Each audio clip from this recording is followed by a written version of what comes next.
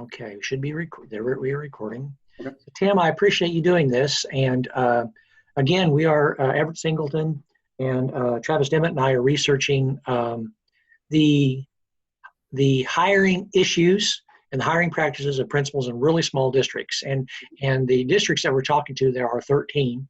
And North Nottoway is about the typical size, Yep. and some even smaller. So that is, we're trying to find micro schools, really small schools, and outstate schools, and so to research what you have going on with that.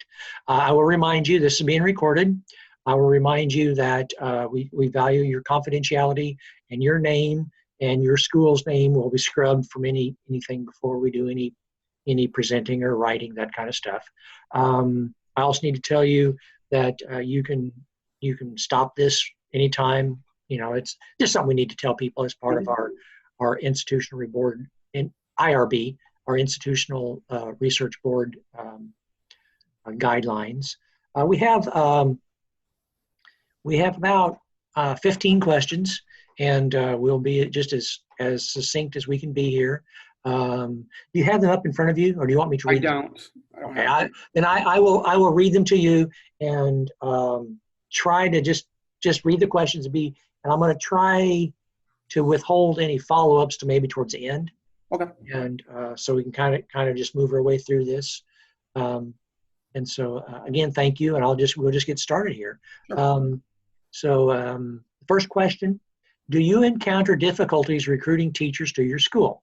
If you do encounter difficulties recruiting teachers, can you share them with us? Sure. Yes, we definitely have difficulties. Specific content areas, most specific, LA, language arts, science is very difficult, and math is very difficult in our area. We do all right with social studies, PE, some of the, non-core classes, but especially those core LA, math, science, those are very hard for us to fill. Okay. Do you encounter difficulties with the retention of teachers in your school? If you do encounter difficulties retaining teachers, can you share them with us? Yes. Being a small school, lots of times if we do find an English, math, science teacher, a lot of times it's a starting point for most of our teachers. So usually 1 year, if we get even 2 years, it's usually a surprise. Usually we're kind of that starting point for somebody to go find a higher paying job or a better job. Lots of times in certain areas, we just find somebody because they happen to not find that job they wanted, so they settled for us. In the interview process, what special aspects of your school do you highlight to encourage them to teach there? You still have me? Yes, I have you. Yes. Okay, I'm sorry, my computer showed a thing that said my speaker wasn't working, but I think it is. Okay. Could you repeat that? I didn't get that whole question. Yes, no problem. Sorry. In the interview process, what special aspects of your school do you highlight to encourage them to teach there? That's a trick question. It's difficult for us. We really generally can't compete with benefits and pay. So we try to highlight the fact that we're small. We have students that you can build solid relationships, and you really get actively involved in the community and with the students. Sometimes that's a highlight, sometimes it's not. Sometimes it hurts us, but we do try to advertise that there's ability to grow here with our students and the family and the community. Some principals mention the sweet rolls done by the cooks and things like that. I try not to on here. Our lunch is not horrible, but I'm not bragging it up. Okay. Prior to this teacher working in your school, what previous experience did you have hiring alternative certification teachers? Obviously, I didn't really before I became a principal, but a pretty good amount of our staff are alt-cert now. I'd say maybe 40-50% of our staff in my building is alt-cert. So, but prior to becoming a principal and searching for who we found when we found them, I didn't have any experience. Question number 5. Did you have other options to fill a position? And if I remember, we're talking about this physical education teacher, right? And I can't use her name in this. Okay, I got you. I didn't know which one I have more than one up here, but I didn't know. Yes. Yes, you picked up one this fall, I believe. Yes, yeah. and music, I believe. Yes. Yes, Yep. yes, yeah. At the moment, well, I guess it's okay, technically we're talking about the physical education teacher last year. Okay, gotcha. That'll help me. Sorry. Yes, to narrow our conversation. Okay. Um, oh, let's see. Okay, did you have other options to fill the position, or would the alternative certification teacher have been a strong candidate regardless of certification status? For us, we did have other applicants, but based on the resumes and the applicant we had who was already working in our district in another position, she would have been a massively strong candidate regardless. Okay. How did that teacher's first semester compare to the first semester of other beginning teachers you had hired? She actually started off better than most, partially because she'd already coached for us and worked in our district as a para. So she already had relationships, and some of the things we look for when we hire staff, the ability for the teachers to build relationships and work with our unique population and understand our district size. So she had those advantages. She grew up in a small school from the area she'd been coaching. So she started better than most teachers, not even just PE teachers, but most in general. Did the alternative certification teacher require more support than traditionally prepared beginning teachers? No, I don't think she did. Okay. Did you encounter any unexpected benefits from hiring the alternative certification teacher? It feels like she appreciates the job more than some. Just being able to get the job and work to keep the job, finish certification, be part of it. Not that every teacher doesn't appreciate the job, but it just seems like there's an extra motivation behind her. Question 9. Did you notice any obvious gaps in the teacher's preparation or knowledge?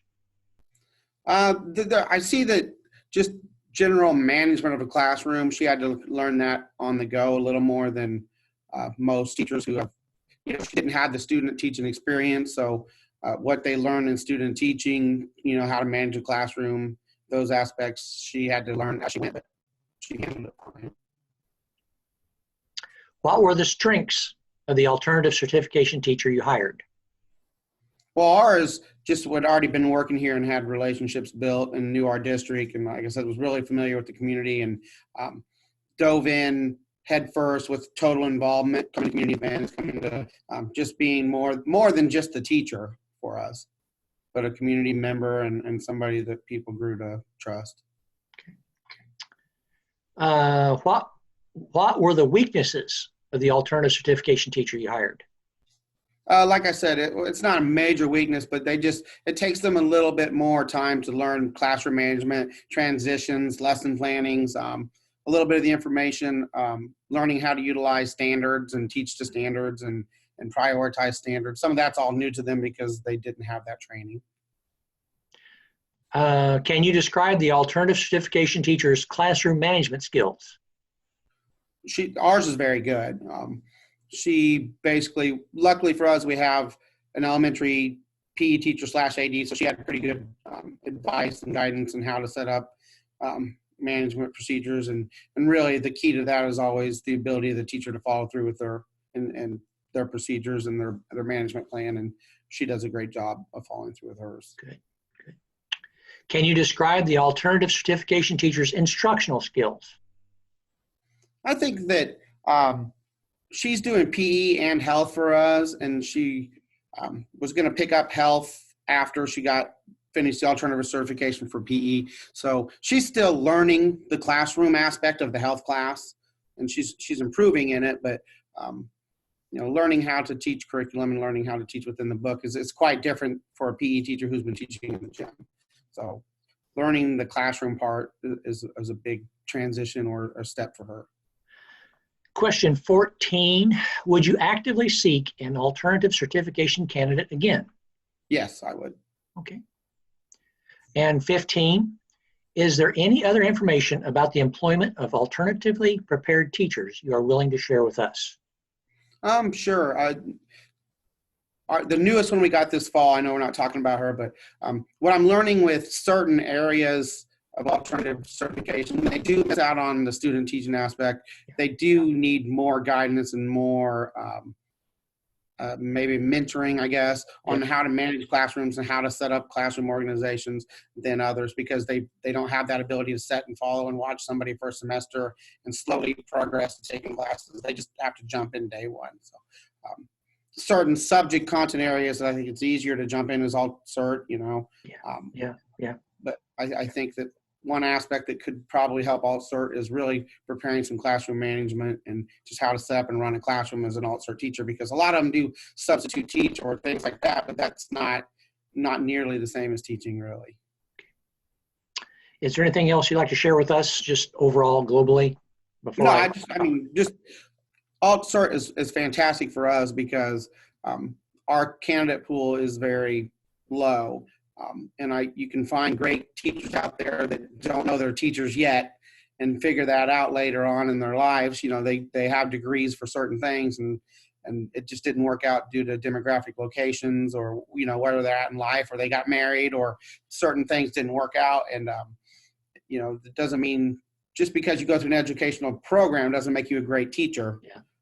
There's ways to learn that and get there. And I think alt cert is an opportunity that small schools almost are going to have to live by in the future. Thank you. Let me stop recording here.